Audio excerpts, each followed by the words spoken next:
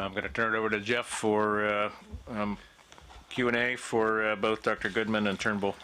Thank you both. One for very clear and being very clear and staying on time. So I've got Laurie Strongin and Vamsi Mootha and Keith Whaley on my list. Laurie.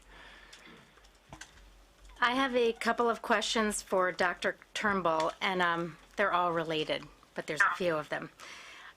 So the first is, how will patients learn of the availability of MRT? Are there criteria for who it will be available to first? Who will do the counseling for those patients, and when in the process will it take place? And then finally, are there going to be requirements for prenatal testing? I can repeat those if you didn't write them down. Thank you very much. Okay, right. So how will they hear, right? So again, I just want to say that the situation is slightly different in the UK. So all patients that I see currently who carry a mitochondrial DNA mutation, we always discuss potential reproductive options for these patients really at the first clinic meeting. We also have very good patient groups, and it's distributed through there as well. So that patients will know. So I think with an educated group of patients, then hopefully it's already out there, and we've already got requests to be considered for this. So what was the second question? Are there criteria for who it will be available to first? Right. So, So I think it's a very difficult one. I mean, in the UK, this is only eligible for patients who are at risk of developing serious mitochondrial disease. So, in some senses, ongoing discussion is what we define by serious mitochondrial disease. I think the eligibility will be the risk that people have of transmitting serious mitochondrial disease, and the suitability for an IVF technique. Because tragically, 1 or 2 women are already towards the end of their reproductive life, and I think that we'll struggle if we don't get sufficient oocytes during the IVF. So those will be the criteria. So transmission of serious mitochondrial disease and reproductive fitness in terms of IVF. Next question. The next question was, who will do the counseling and when the counseling will take place? So before you answer that one, Doug, we're having a little trouble on the audio side here in the room. So it's not your fault, but it would be helpful for you to just summarize the answer to the last question before you answer the next one that Laurie's posing. Okay. Yeah, I'm kind of getting a bit of an echo down my phone, so I'm sorry if this. Can you hear me better now? I think it is better now. Right. Okay. So my first response to the second question was that the 2 issues which are going to choose which patients will be the seriousness of the mitochondrial disease and the reproductive health of the people who are considering, or families or women are coming forward. In other words, that they have the ability to produce sufficient oocytes to make the technique feasible. Then about the counselling. I'm sorry, this is Marni, Falk. Just about that question, because I didn't hear. I think you said something. You wanted people that are near the end of their reproductive life, or not near the end of their reproductive life? No. What they would have to do, Marni, is that they will have to be at a stage in their reproductive life where they're able to produce plenty of oocytes. Our experience is that clearly, whether it be IVF, whether it be PGD, clearly if people are much older, then the technique is going to be much more difficult. Okay, so now to counseling. Okay. And I think we figured out what's the problem on the audio on our end. We have to turn our microphones off when you speak. Oh, right. Okay. So the next thing is the counseling. Well, the counseling would be very, very early in the process. I've said all our patients get counselled throughout their almost throughout their care package. That counselling is a very, very important part of what we do, because people are already making reproductive choices, and we want to provide them with as much information as early as possible to allow them to make those choices. So it would be done, and obviously for something like this there would have to be a consent process, and that is something that we're looking at the moment. It's not been resolved in the UK, but it's certainly something that we're looking at. The next question? The last question was, is there a requirement for prenatal testing? So when you say prenatal testing, are you talking about either doing chorionic villus biopsy or PGD? Yeah, or amnio. Not at the moment. I don't think this issue has been resolved in the UK, and it's certainly something that is currently being discussed. At the present moment, because we don't know what the final decision of the HFEA, at the present moment, we know that there are some very clear issues which the HFEA are going to look at, like the ability of people to actually perform the technique and the longer-term follow-up of the children. I'm not sure what they're going to decide about the prenatal testing. Great. So next is Vamsi Mootha.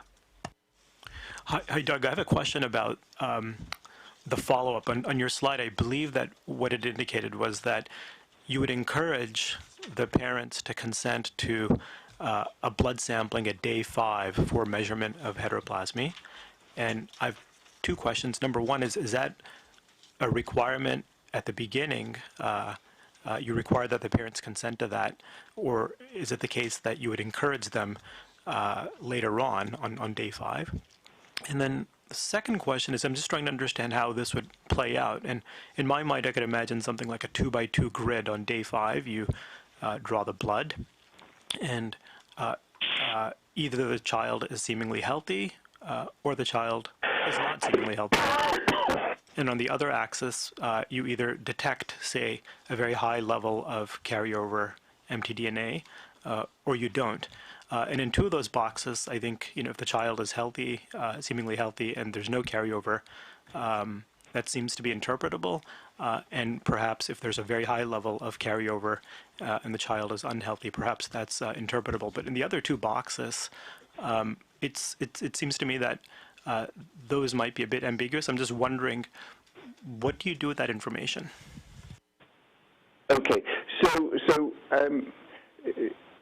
what I've said is, so all children in the UK get tested at 5 days that's a screening test at 5 days for a variety of different genetic conditions, and so what we were asking would be that there is a sample done at that time, which we would look at mitochondrial DNA carryover. I think we're not going to be in a very much different situation than that we currently have with both PGD and with prenatal testing for mothers that carry mitochondrial DNA mutations. So in the UK, our PGD policy is to offer PGD to mothers. We do not have a cutoff. We actually believe that we believe in patient choice. So if a mother only has healthy embryos who have 30 or 40% mutated mitochondrial DNA, then those embryos would be transferred back. It's very much a consensual process. And under those circumstances, and also children born from mothers who don't have any sort of testing, we often follow up the children anyhow. So I think the fact that you've got some which are going to be clearly either no mutation or very low mutation or high mutation, I have to say the technique has clearly failed if it's got high mutation, but if you've got a high mutation, I think we already have those children that are in the grey area that we we offer follow-up to the families for already. I think Stephen Goodman made a very good point about not medicalizing these children. Which is why we would very much go along the sort of pretty, what we're tending to do is go pretty well along the very, very closely regulated systems that are already in place in the UK. And I also agree with Stephen Goodman that the critical thing will be capturing that information in a meaningful manner. And that will be more difficult. And the final thing I'd say about this is that this, again, is parental choice. I think Jack Cohen before said, you can get people to consent, but you can't force them to provide this sort of data.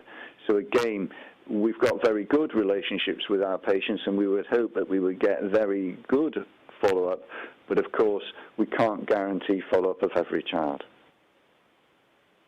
Great. So Keith Whaley was next. I just want to say for our in the room purposes and for you too, we need to really finish by quarter of.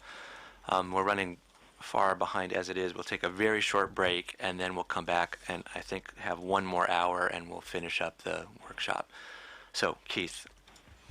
I have a question also for Dr. Turnbull, and I want to thank you for your excellent outline of what we can learn from the UK in relationship to patient involvement, parental choice, and the technical considerations regarding practice as well as follow-up.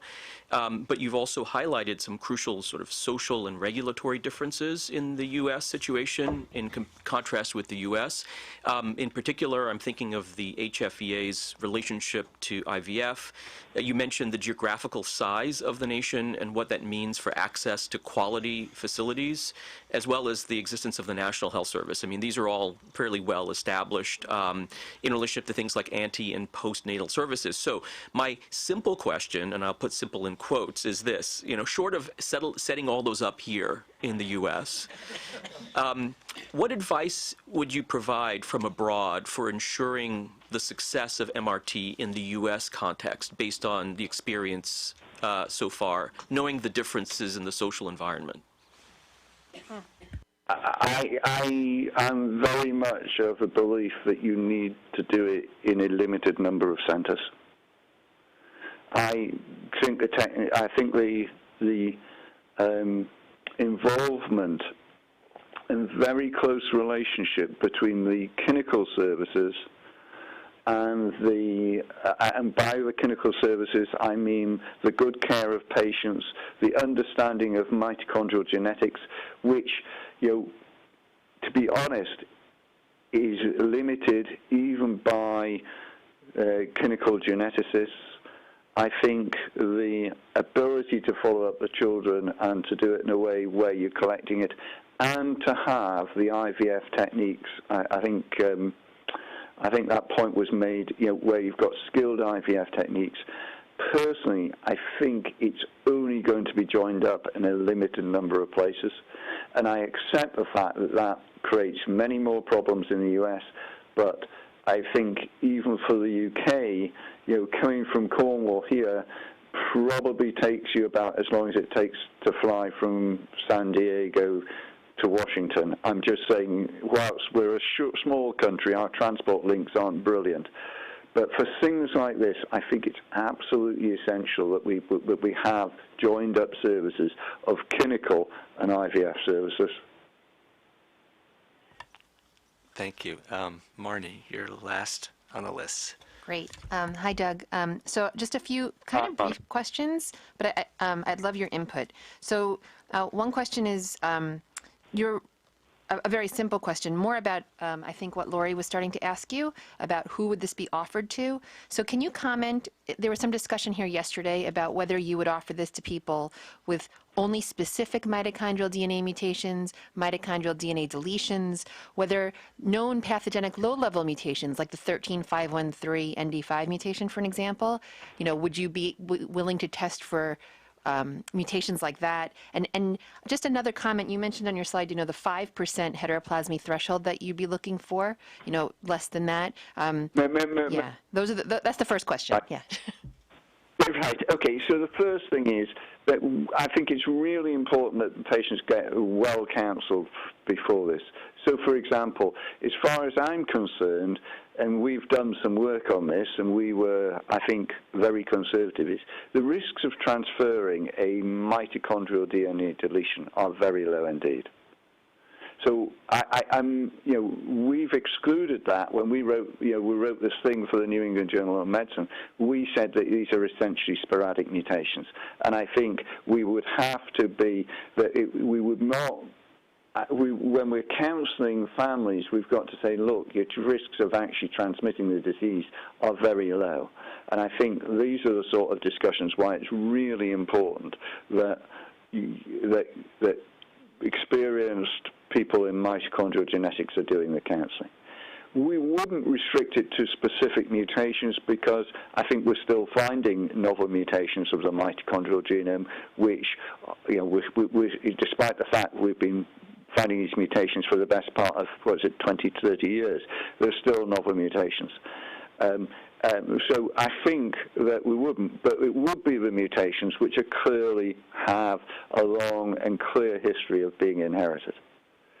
So has that answered the first one? Yeah, I guess the corollary of that is if it's a known de novo mutation in the child, in the sense that it's not in the mother's blood, would that woman still be a candidate for this therapy because it might be in her multiple oocytes? Yeah, it might be, and I think under those circumstances, I think we would probably consider that PGD or antenatal, prenatal might be a better option for that woman. I think that the likely thing in the UK is that the risk, we would consider it. I mean, I think this is going to be the first cases. So the ones that will be the first cases are those where there is considerable risk of serious mitochondrial disease in the children. And you can already think that perhaps the 8344 ATG MIRF mutation would be something where there is considerable risk. We've got some patients with the 8993 mutation where there is considerable risk because of multiply affected offspring. So I think under those circumstances, then the decisions will become a lot clearer where there is considerable risk of transmission to the child. Okay, so I guess my very last question. You talk in your follow-up proposal about doing a day 5 blood. I guess I'm confused, only because we, of course, know about tissue heteroplasmy. So why, I understand that's your newborn screening time, but one, why not get cord blood? 2, why not get urine, hair? And why not propose from the outset follow-up at a specific frequency to see if the levels change over time? Okay, right. Okay, so I think our policy would probably, if people agreed that we would do multiple tissues. I've mentioned blood from the child because the child's already having a blood sample at that time. So we're using that rather than cord blood, and we would. I think. I mean, again, this is still being established. What would be the best practice in the UK? I think it would be entirely appropriate to take hair and urine epithelium. We are not suggesting that we follow up those over time at the moment, although I think it's a good point, and it's certainly something that we will consider. Partly because some of the techniques are, it would be another blood test for the child, and we have to be careful about whether or not that's in the child's best interests. So, for example, if you found 1% mutated mitochondrial DNA or 5%, what's in the child's interest to actually, is it in the child's best interest to then look at that at 18 months, 3 years, 5 years, 10 years? I'm not sure. And I think until we're actually confident that we think that is a good thing, then perhaps we would err on the side of caution. I'm hesitant to actually do what I'm about to do, but I'm going to. So among the things that we heard yesterday, and neither of you were listening, I don't think. We had an interesting and provocative discussion about limiting implantation to male embryos. So this back and forth just now reminded me, and we would love to hear your very quick thoughts about the scientific or medical reasoning for or for not doing that, as well as the ethics of that kind of restriction. Right. Okay, so if I start, I think in the UK we are not intending to restrict it to just male, reimplanting male infants. I think, and I think it would be quite interesting what the Nuffield Council on Bioethics felt about that. I personally,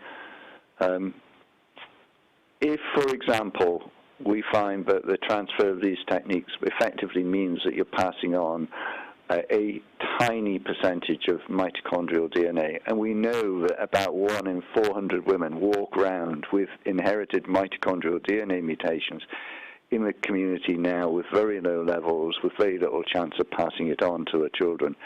I think my personal view is that under those circumstances we shouldn't just limit it to just a male, although I accept there is the alternative view that people worry about the germline transmission. I think it would be, if you believe this is going to be a successful way of preventing the transmission of mitochondrial DNA disease, and if you believe that a very low percentage carryover from these techniques, and you believe some of the modeling studies that have been done with very low percentages, then one would like to think that any female offspring had very little risk of transmitting this on to her children.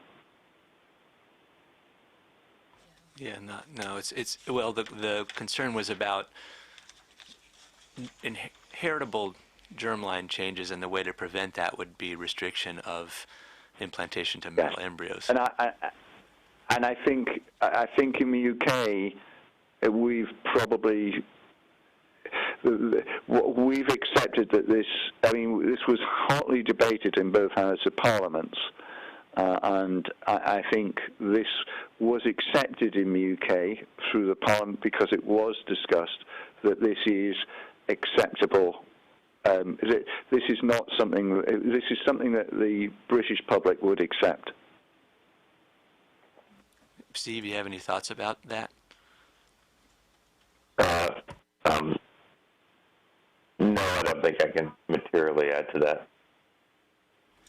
Sorry, just to make this a little bit more precise, though, I think what I'm hearing, Dr. Turnbull, is that you're talking about trying to reduce the risk that the mother's own mutated mitochondria will continue down through generations. But in fact, the concern we've heard expressed is quite the reverse. It's that the new wild type that's now present, because you've now replaced with wild type mitochondria, constitutes a kind of change that would reverberate down the generations, and that's the change that has some people here concerned, both for kind of safety reasons in case there's unintended effects, but also at a more philosophical level about the degree of human control now being exercised with intent and precision as opposed to accident through marriage and reproduction.